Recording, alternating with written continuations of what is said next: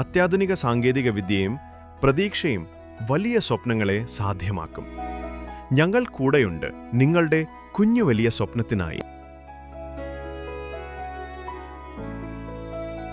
അങ്ങാടിപ്പുറം പുത്തനങ്ങാടി ചോലയിൽ കുളമ്പിൽ ആളില്ലാത്ത വീട്ടിൽ നിന്നും സ്വർണ്ണാഭരണങ്ങളും പണവും കവർന്നതോടെ 1 മാസത്തിനുള്ളിൽ പെരിന്തൽമണ്ണ പോലീസ് സ്റ്റേഷൻ പരിധിയിൽ നടക്കുന്ന രണ്ടാമത്തെ വൻ കവർച്ചയാണിത്.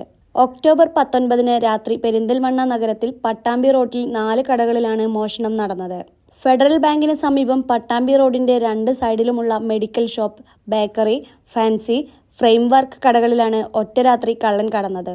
ഈ കേസിന്റെ അന്വേഷണങ്ങൾ തുടങ്ങിയെങ്കിലും പ്രതികളെ പിടികൂടാനായില്ല. ചോലയിൽ കുളമ്പ് വടക്കേക്കര കൂരിമണ്ണിൽ സിറാജുദ്ദീന്റെ വീട്ടിൽ നടന്ന കവർച്ച വീട്ടുകാർ ബന്ധുവീട്ടിൽ പോയ വിവരം അറിയുന്നവരാകും എന്ന ബലമായ നിഗമനത്തിലാണ് അന്വേഷണ സംഘം.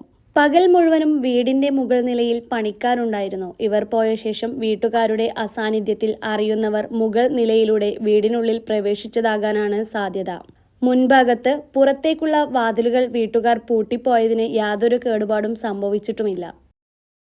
ഇന്നലെ മോനും മരുമോളും കുട്ടികളും ഇന്നലെ രാത്രി 4:30 സമയത്ത് പെങ്ങളെ വീട്ടിൽ പോയതാണ്. എൻ്റെ മോളെ വീട്ടിലേക്ക്.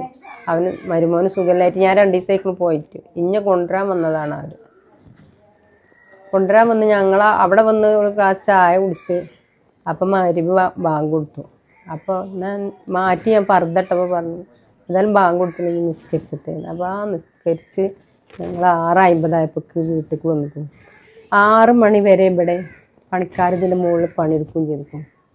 5:45 വരെ പണി നിർത്തി ഒരു കജ്ജും കാലും കേകി പോയപ്പോൾ മരുവ് ബാങ്ക് കൊടുക്കാനേക്കും.